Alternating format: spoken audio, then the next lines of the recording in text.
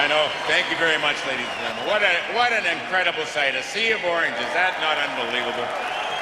What a night. Thank you. You know, we often hear that sports teams are like families. And this incredible reunion proves one point. Like most families, we rejoice at each other's successes. We share the pain of our failures. Our hearts are broken when a member of our unique clan passes away. And so even on this evening of celebration, we pause to remember those people.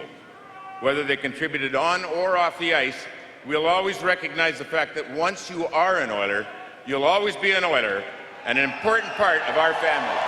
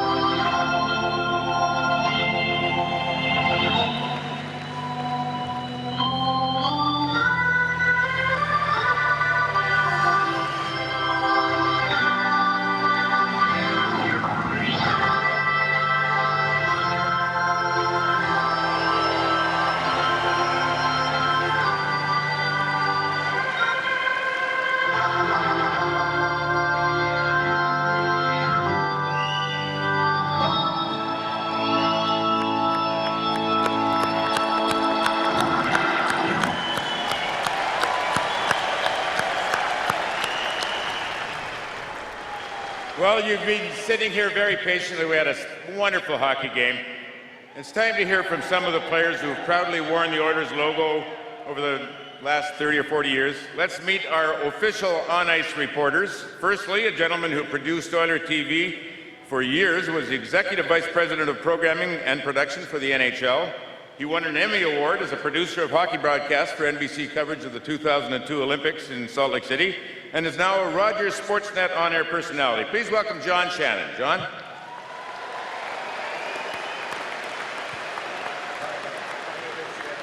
He's going to be joined by one of the nicest men in hockey. I first met him when he was a videographer with CFRN many, many years ago, back in the 80s, and he now entertains us with his rather unique approach to hosting the hockey broadcast. Here's the Prince of Puns, Gene Principe.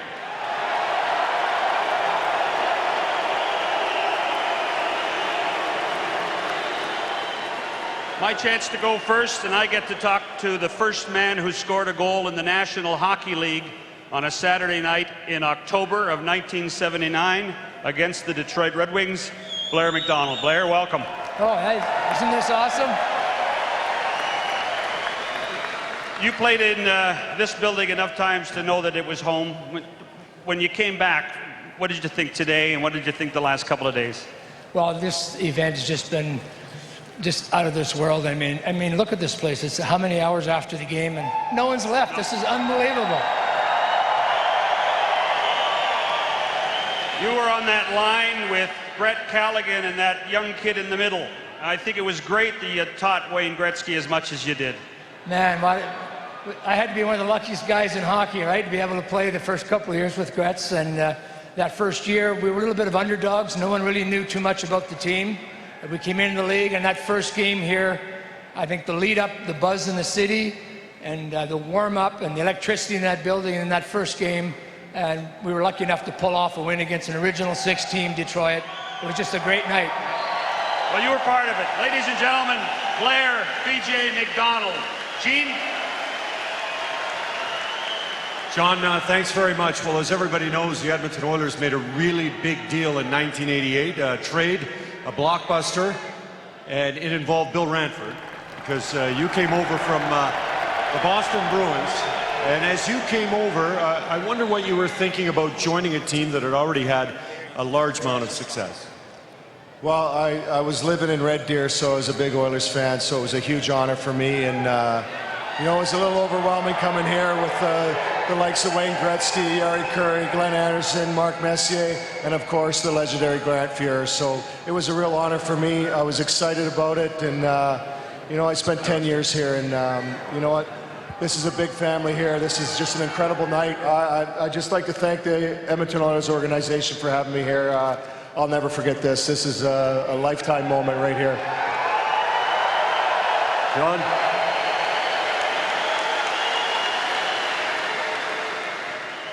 Before the National Hockey League were the Alberta Oilers and the Edmonton Oilers of the WHA, and one of those original Oilers, Rusty Patenaude. I think the first Oiler to score 100 goals in this jersey, am I right? I guess that's right. And without the WHA Oilers, there are no NHL Oilers and there are no Stanley Cups. So, Rusty, you were part of something of a birth. What does that make you feel like as a longtime Oiler? Well, I just feel very fortunate to be a part of this organization. It's been a class organization right from Bill Hunter right through to today, and I can see nothing but great things for the Oilers in their new building and thing, and I'm just proud to be part of them. Tell us about your career here. What did you like about playing in Edmonton? Well, you know what? Edmonton was a home that felt home away from home, and people just endorsed you, and the fans were so passionate. They just made you feel like you were something every night. Ladies and gentlemen, an original Oiler, Rusty Patenaude.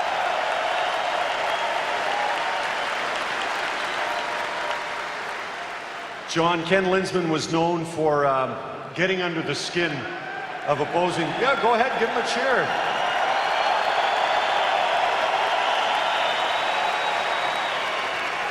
Ken, what sort of qualities did you have, and do players have to have when they're able to really kind of throw off the other team and maybe get to the point where they're more concerned about you than what else is going on the ice?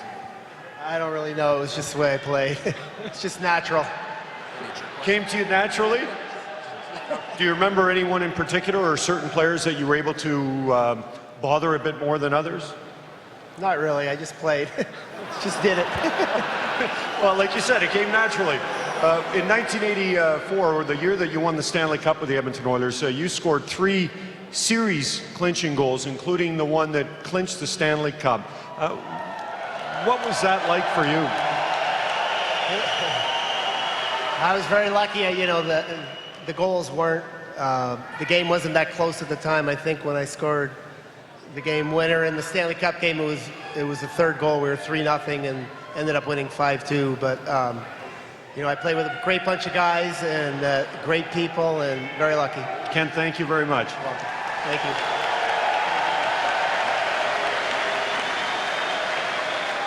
Craig Muni won 3 Stanley Cups for the Edmonton Oilers. You live in Buffalo now. What's it like to come home to the City of Champions?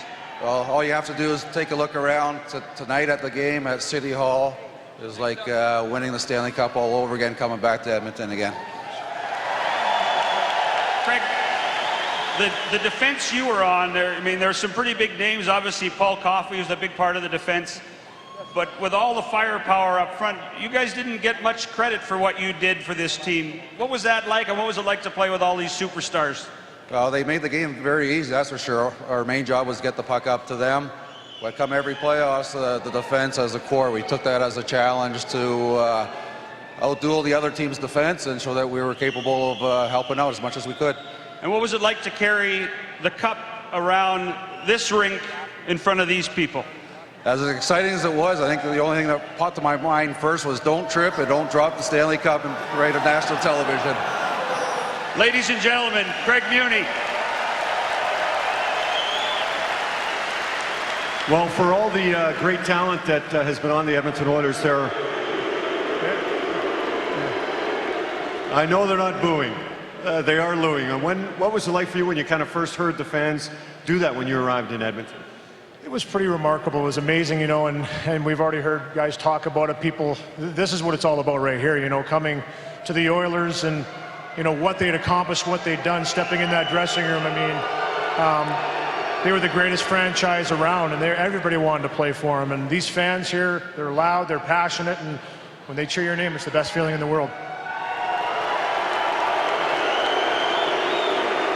Do you think it's something where the fans in the stands can really relate to the tough guys? Because in this city, the tough guys, they're like gold, right? As you can tell by the reception for you. Hey, blue collar, right? Listen, you know what? That's, yeah. They've always loved it. They have, you know what? You look through the years and the players that played that way, played hard, played tough. I mean, that's what people love to see. But they also love their skill, and they had the greatest in the world that played here and, you know, led the way, and some of the greatest that have ever played the game. You know, but they certainly like that element of that style, and rightfully so. I like it too.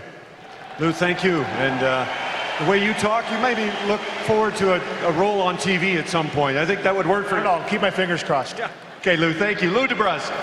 Well, it didn't win a Stanley Cup. Is there any more memorable goal than the first goal of Jordan Eberle at that end of the ice in this building? Tell me what that was like, and tell me what this is like. I mean, it's amazing to be a part of this. Obviously, all the Oilers coming back. You know, for me, my first game, I think every player here probably remembers their first NHL game.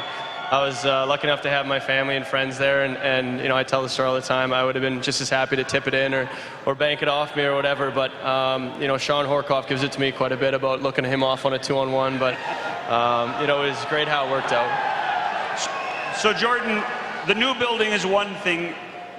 This is a real hockey community, and you played in Regina. You understand what it's like to play in a pure hockey town.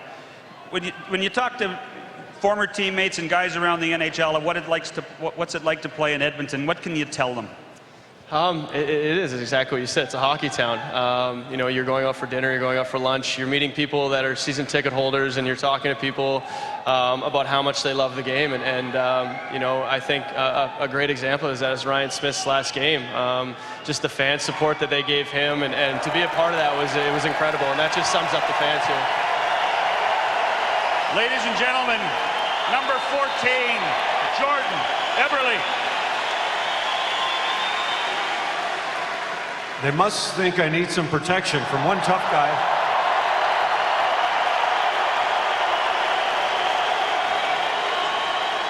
To another. I actually have not had a fight since grade 5, so it has been a long time. As I'm joined by George Laraque, and just continuing on the theme of Louis DeBrusk and tough guys in this city, how long did it take you to feel very comfortable as an Edmonton Oiler and an Edmontonian?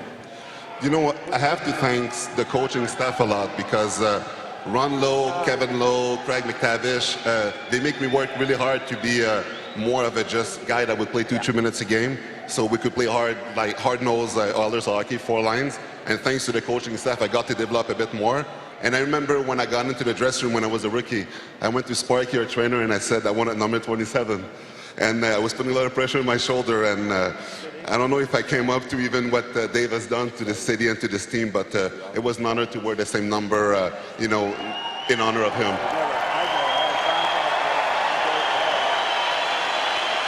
Yeah, I must admit,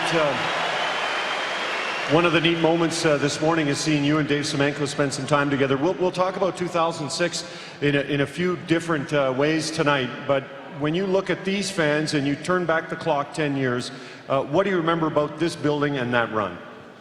You know, truly we have the best fans in the world. With Paul Laurier, when he did the national anthems, you know, when Paul Laurier did the national anthem, you guys picked it up. All the other teams copied us after. You guys started it.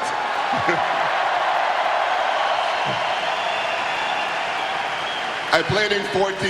Edmonton is the best team to play for. And a guy born in Montreal, Edmonton, I call it home now. This is home for me. I love you guys. You guys are amazing. Maybe one of the most important goals in Oiler history wasn't scored in this rink. It was scored on Long Island at the Nassau Coliseum.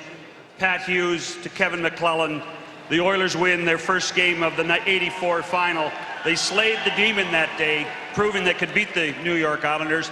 Pat, what do you tell your friends now about the goal, and what do you remember about this team and the team you played with?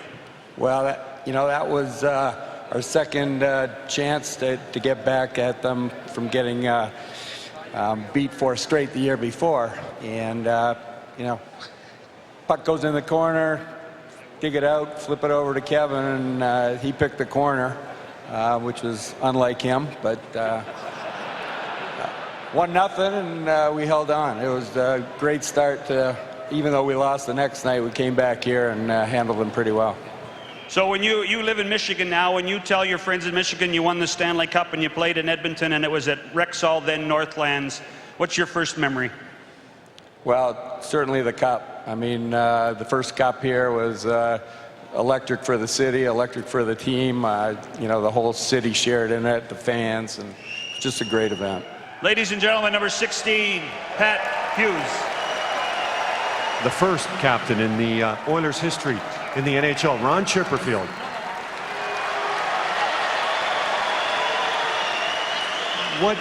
What was it like for you to be the first captain of a franchise like this?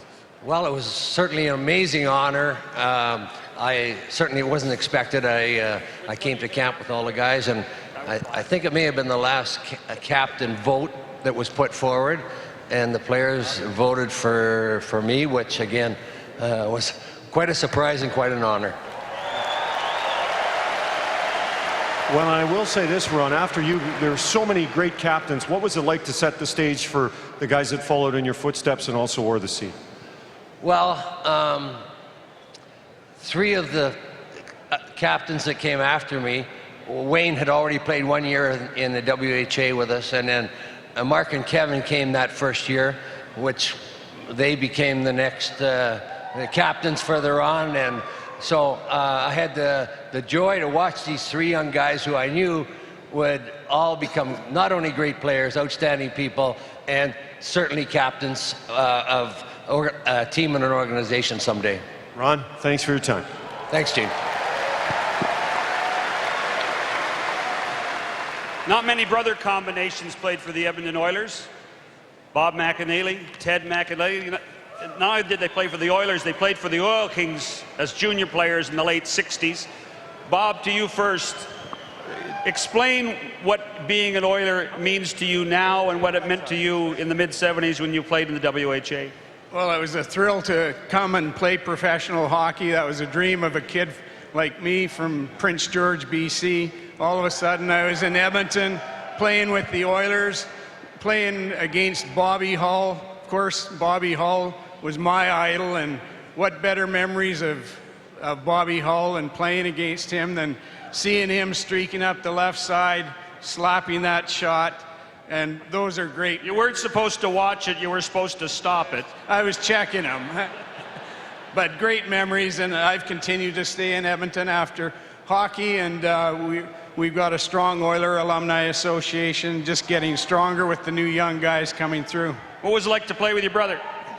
Well, we played junior hockey with the Oil Kings for 3 years, and we had somewhat of a reputation, but it was good playing with him. Ted's a defenseman, I'm a left winger, and we're twins, and it was a great experience playing pro hockey together.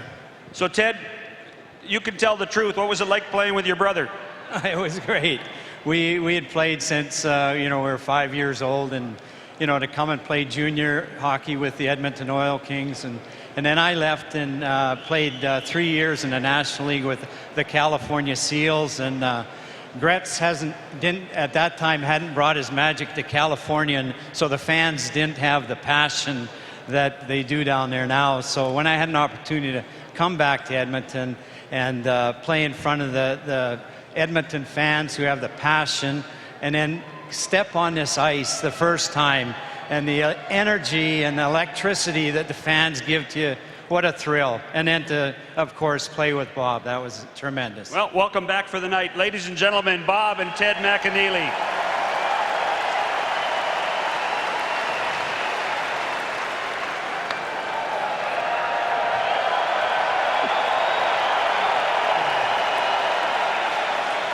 I think as soon as you see him, you think 2006, and Fernando George Laraque touched on that run.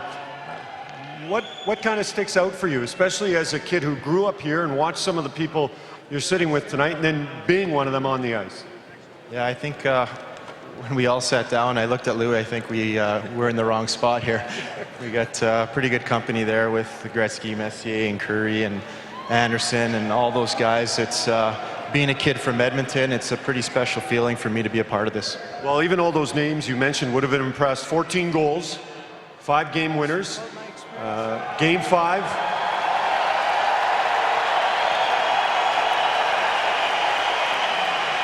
Overtime, shorthanded. That run for you, is there any way to kind of put words to how great it was for the team and how great it was for you? It was such an exciting time for the city. Every time we stepped on the ice, this place was just electric and so loud, and as soon as the trainers would open the doors to go out to the benches, you could just hear the excitement and feel it, and you just got butterflies in your stomach. It was a pretty special feeling for me. Fernando, and a lot of special goals. Congratulations on a great career with the Oilers. Thanks, Gene. Ladies and gentlemen, Stanley Cup champion Craig Simpson. So you have lived the life in this building as a player, as a coach, and as a broadcaster. What does the place mean to you? It's a very special place, and it starts with coming here as a 20-year-old, getting traded. I want to, first and foremost, I've said this to Paul numerous times, but Paul, thank you for holding out and not wanting to get a deal done. I got an opportunity to come here to Edmonton because Paul Coffey, and Paul and I have a good history together. The greatest defenseman in the NHL, but he gave me an opportunity to come to a team that I admired as a fan, I admired as a player. Got an opportunity as a 20-year-old to come and play with Wayne Gretzky, who is my idol growing up. He was mine too, yeah, so. No, and the most important thing, Glenn Sather said to me day one, you're going to play with Mark Messier and Glenn Anderson. And I said, oh, that's a great start. And I want to thank Mark and Glenn were the best line mates, the best teammates, and we, in front of fans like this, like tonight is a night that you look back on the past, but you also respect what you've done as a group. 150 plus players here have all had different moments on this ice. Some of us have been able to win. Fernando and the group in 2006 came so close, but it's about performing for these fans, and this is probably the most incredible time. Ladies and gentlemen, number 18, Craig Simpson. Well, as these players could attest to, you build a franchise through free agency, through the draft, through trades with Indianapolis, and sometimes you get guys from other teams who step in and think, how will I fit? How will they accept me? How were you accepted by the Oilers? Well, I came here from Pittsburgh, where I think that the veterans weren't necessarily great to the rookies. There was concern about whether they were going to keep their jobs. And I walked into a locker room that is daunting because they'd won 2 Stanley Cups and it was full of great, great players. But I very, very quickly found out that they were greater people, that the sense of community, the sense of family in that locker room was absolutely phenomenal. Right away, Wayne says, welcome to the team. Mark Messier said, you're not staying at the hotel, you're staying at my house. Koff says, if you need a car, I've got a car for you to drive till you get settled. And guys like Semenko and Randy Gregg and Lee Fogelin, the strength of it, and even guys like Ace Bailey and Al Hamilton, the older guys that were still around and had a great influence. And Teddy Green was so good to me. It was a great environment for a young player to learn how to win, to learn how to compete, and have such a love for the game.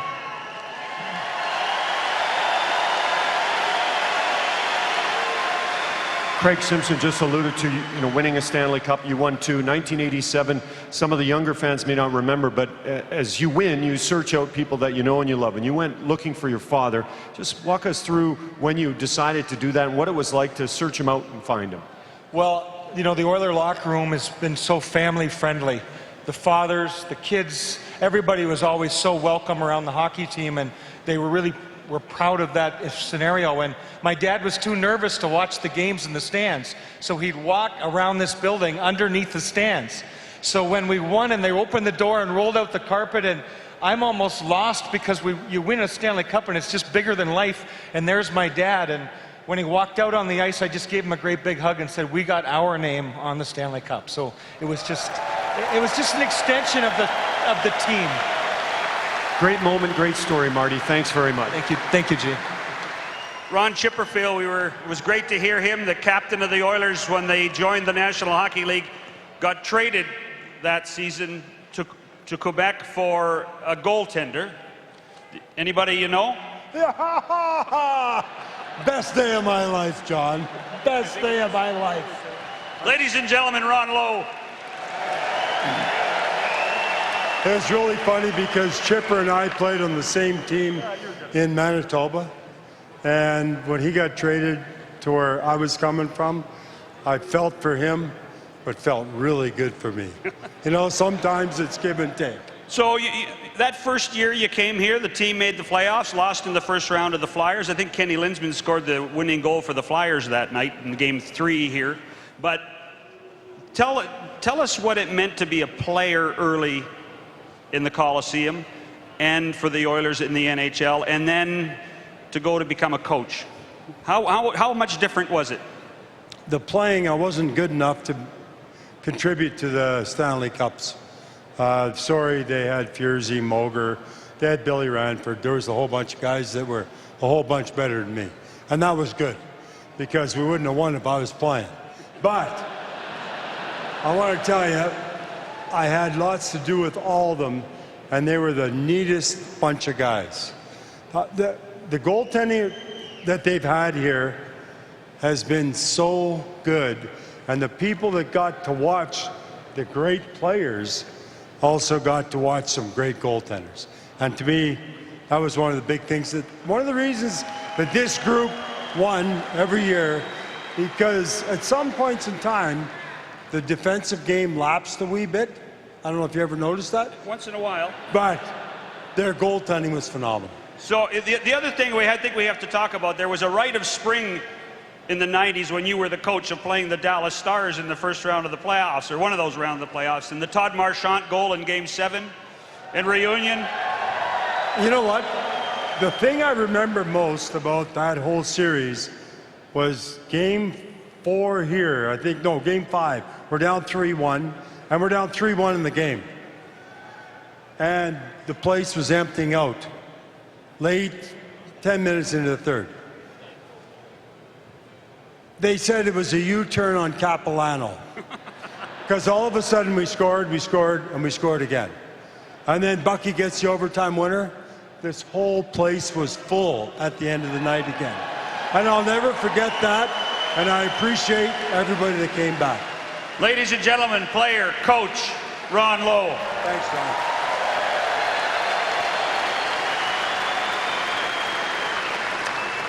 Well, lots of talk about the past and talk about present and futures. I'm joined by Taylor Hall, and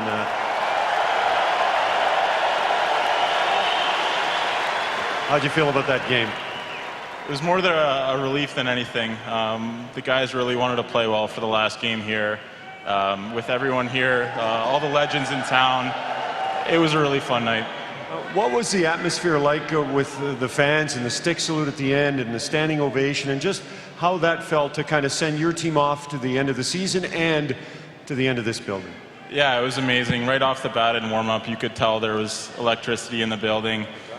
Even just walking out here now, everyone's still in their seats. Everyone's glued in. It's amazing. That's what Edmonton's all about. And getting here 6 years ago and seeing what this town, how much they love hockey, playing in an arena where all of these great players have played, it's been a fun journey. Taylor, thank you. Enjoy the offseason. Thank you. Ladies and gentlemen, the coach of the Edmonton Oilers, Todd McClellan.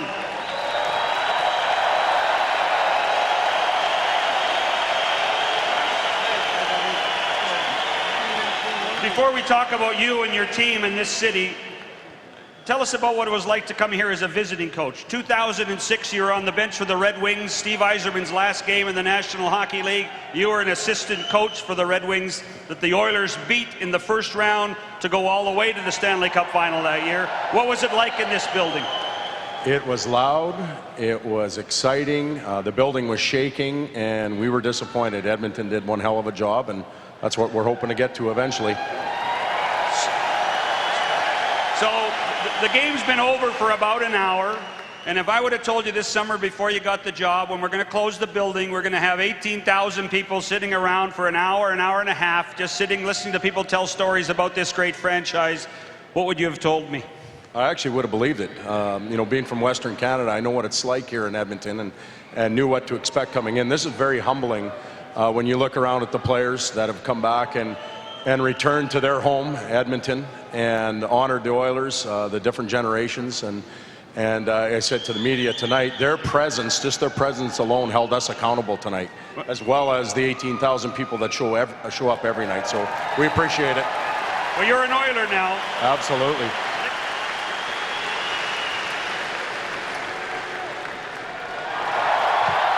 It's just waiting.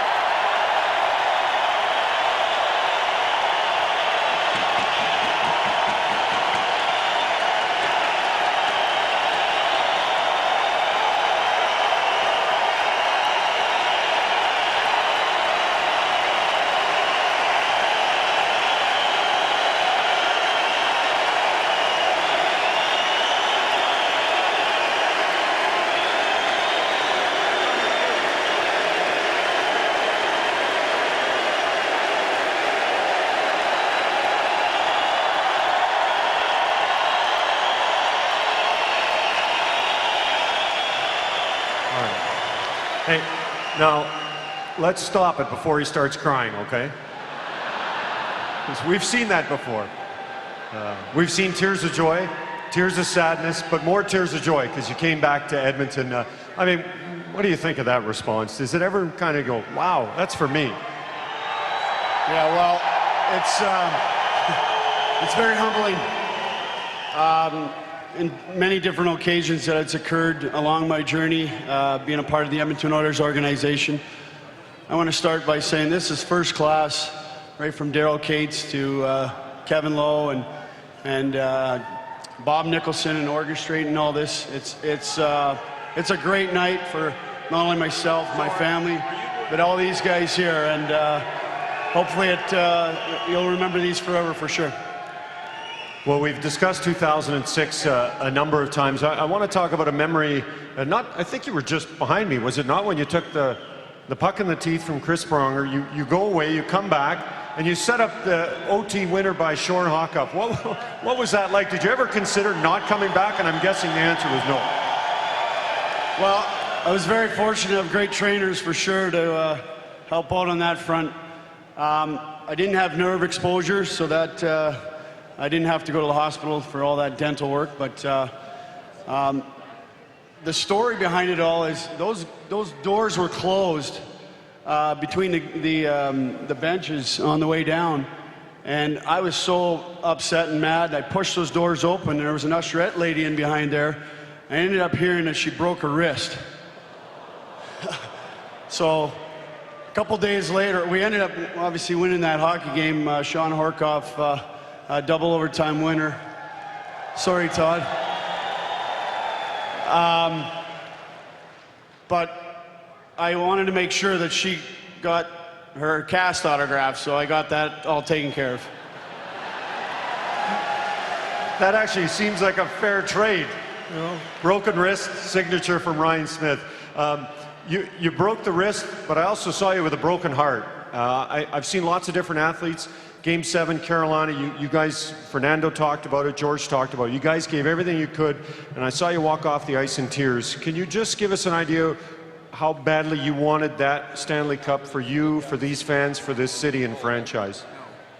Well, the city in itself speaks for how much they support the Edmonton Oilers. And going that full distance and coming up short, it's so... You know, it's a tough pill to swallow.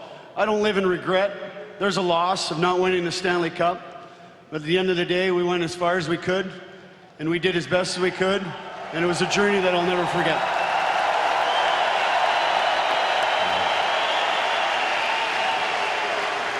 Long before the banners of Wayne and Yari and Grant and Glenn went up, went the first banner, and the number 3 of Al Hamilton of the WHA Edmonton Oilers. When he came out of junior hockey, he was known as Bobby Orr of the West, if I'm not correct. I think that's the right story, out of Winnipeg.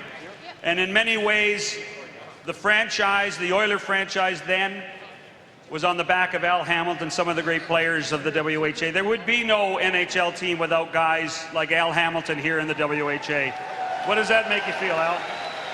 Well, when I first heard about the WHA forming, I wasn't real excited about, I was excited about Edmonton getting a team, but I wasn't excited about coming back because I thought this is another one of Bill Hunter's schemes. But it turned out to be a wonderful experience. I got to play the 7 years in the WHA and then played the first year with the Oilers and played with great players like Gretz and Mess and Kevin, and so, and see the start of it. Edmonton has been home for me for all these years, and it's a great city. And these kids, when they learn now what winning is about in this town, they'll know what love is. So tell us that first year, and you saw 99 on the ice as a teenager. You're the old vet. Did you know right away? Well, yeah, it wasn't too hard to tell. I'll tell you one little story. Wayne had, in the first year of the NHL, Wayne had 7 assists in a game, and I passed him the puck, and he mesmerized everybody on the ice and drew them all over to one side, including their goaltender, and slid it to me. If I put it in the net, it's a record. I missed the net by 15 feet. Sorry, Gretz.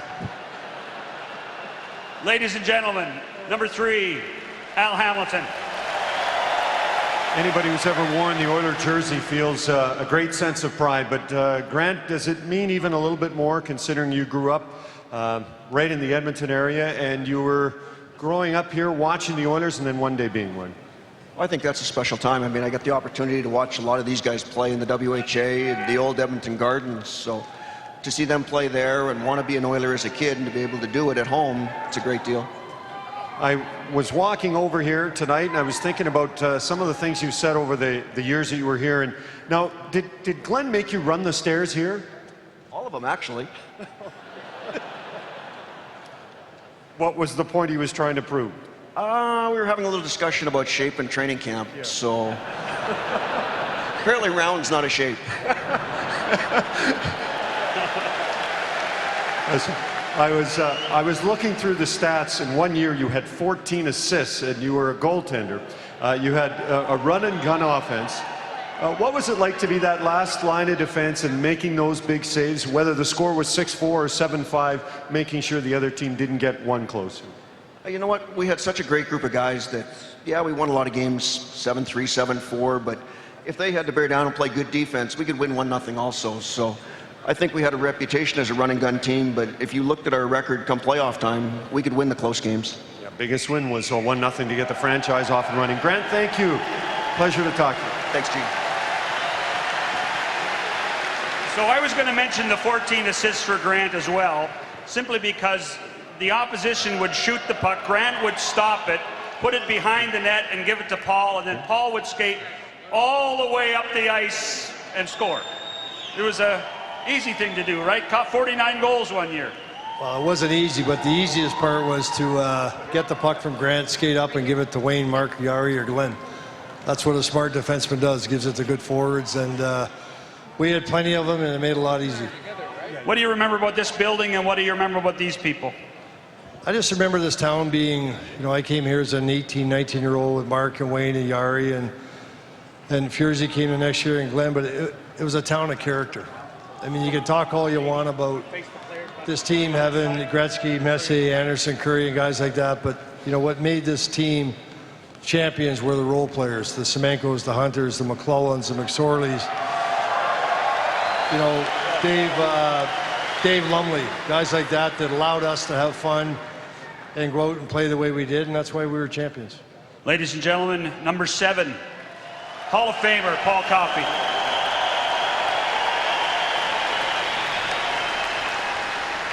Well, John, we had just talked to Grant Fuhr about 14 assists in a season. Now, was there more to the story about Grant and assists? Yeah, there's a lot more to, especially climbing the stairs with the big sweat bag on and running up. We were watching them there a couple of times, but the real key thing was it was a battle for who was going to get the most points that year between Semenk and Furzy on the assist list, because Semenk had the score. Here you are joking with Grant, you're joking with Dave, and the decades go by, but does it feel like it's still, you know, the 80s when it comes to just how tight-knit group you guys are and still are after all these decades?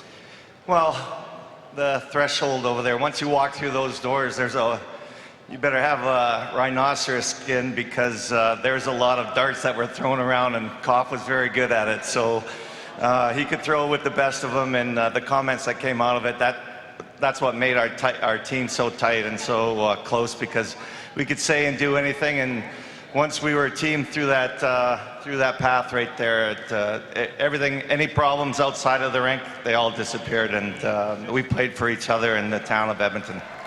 Glenn, thanks, and good to see you again. Okay, thanks, Shane.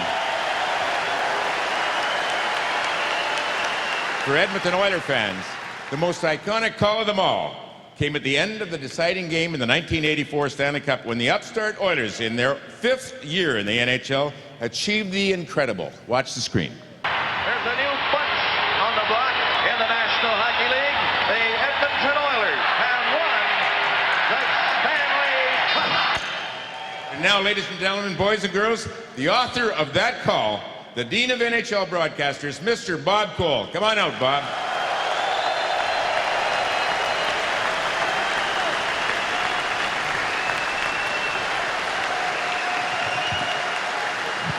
So, Bob, tell us why and how the new bunch on the block came about.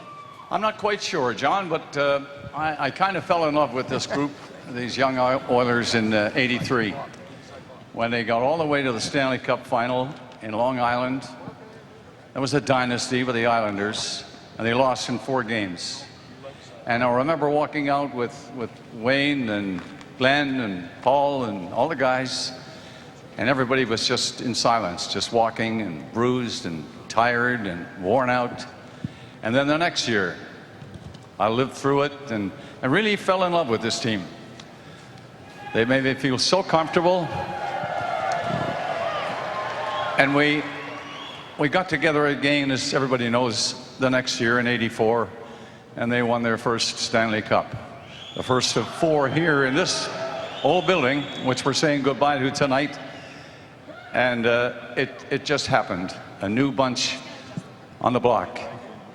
Sometimes you're wrong, but I was right. New bunch.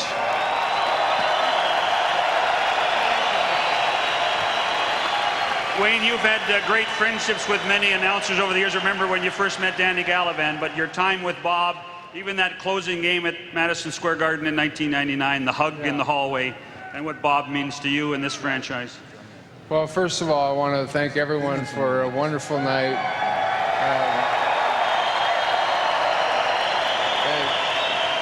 The Oilers and all the players who came back, and of course the fans. Mark and I were talking, I don't think there's any other city where the fans would still be sitting here. My gosh, we wish we could get out there and play for them, but we can't do that anymore.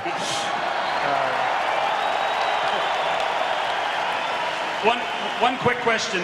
When you signed your 21-year contract, I think it was in one of the corners on a card table here when you were in the WHA, did you ever imagine that this would occur? Two people said it would happen, Glenn Sather, my dad, and Vic Maw. Those three people said, we're going to win Stanley Cups in Edmonton. Mark Messier and Kevin Lowe and Paul Coffey, and to me, the greatest goalie ever lived, Grant Fuhr and Glenn Anderson. But back to Mr. Cole. My two favorite moments is the new kids on the block, and when he said to Team Canada, that's got to be enough. That was the most joyous time for me. But, you know, we grew up as fans. Mark was sitting here telling me today they used to take the bus to watch Rusty Patino play. We're kids too with dreams, and everybody should have their dreams. We grew up watching Danny Gallivan and Dick Irvin and Foster Hewitt and Mr. Cole. I try to call him every couple of weeks to see how he's doing. Sometimes the phone calls don't get through to Newfoundland, but all in all, the greatest thing about hockey is the people you meet. My life, the people I've met, my family, my wife, my kids, the friendships I have, our memories, it's nothing like it. It's the greatest game in the world. Mark, just continuing on the theme of Mr. Cole, the Hockey Hall of Famer, somewhere you're certainly familiar with. Were there certain, Wayne just talked about certain calls, were there, now it's a Moose call we're getting, I guess, eh? Were there specific calls, or just was it something special to know that Bob Cole would have called a Stanley Cup winning or a playoff winning series goal? You knew you're in the big leagues. You knew you're in the moment. You knew that you're at the end of the line and playing for the championship when Bob was around. It was a special moment, and we'll never forget, obviously, for all the obvious reasons, winning the Stanley Cup, but then you put all the people that make magic happen and bring it to the people there, and nobody did it better than Bob. And still continues to do it as you did tonight, Bob. What a great call you had of the kind of the new kids on the block when it comes to the current Edmonton Oilers. For you, Wayne just described some of the things it took to be successful. Can you kind of maybe continue on that theme or add to that when it came to the group, the family, the dynasty that was built in this northern city with blue-collar people, blue-collar hockey players, and then some gyms as well? Well, I think it's very simple. No individual can win a championship on his own. I mean, it's just that simple. You need a lot of support. You need a lot of people thinking the same way, all in alignment. You need the heart and dedication and the character to make it happen. And we realize that, like I said today at City Hall, when you win, the stage is big enough for everybody. You got to make everybody feel that their contributions are just as important as the next guys, no matter whether it's 30 minutes a game or 2 minutes a game. Everybody's got to feel that they're important. And if they don't bring their best every game, you have zero chance of winning there. And we were able to convince everybody that came here that they were important and we needed you. Ladies and gentlemen, Bob Cole, Wayne Gretzky, Mark Messier.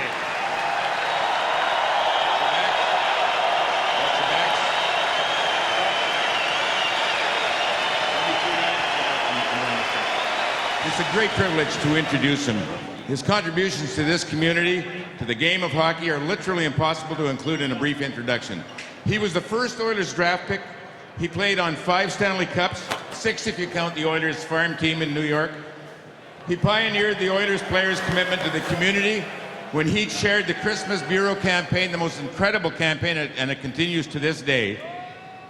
He was a head coach of the Oilers, the general manager of the Oilers, was involved many times on the international hockey stage, and is now the vice chairman of the Oilers Entertainment Group. Please join me in welcoming Kevin Lowe.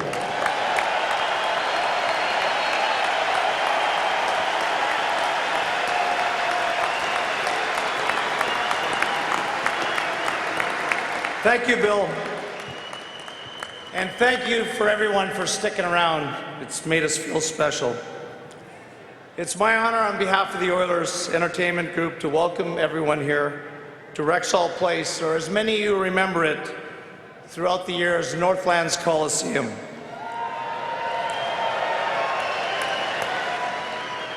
A big thank you to Mr. Bob Nicholson for all your support and for giving me the honor of speaking on behalf of the organization tonight. Let's give a big round of applause for the Edmonton Symphony Orchestra. So great to have them here.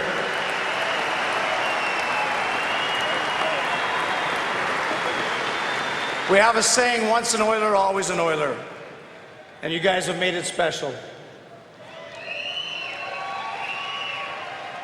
Thank you to the Northlands, all the great staff over the many years.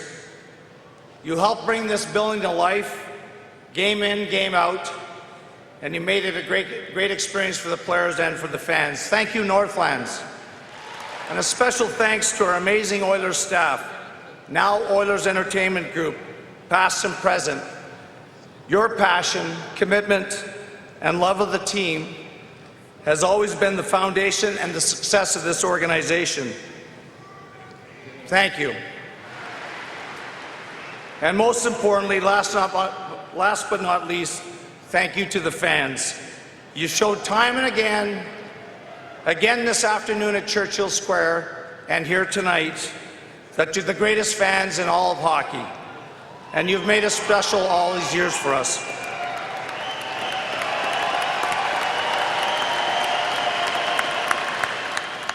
There is some sadness saying goodbye to what's been our home for 42 years.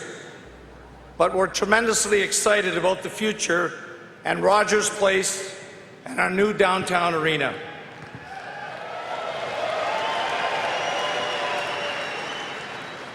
But it's bittersweet, a bittersweet night for all of us who played here and made so many great friendships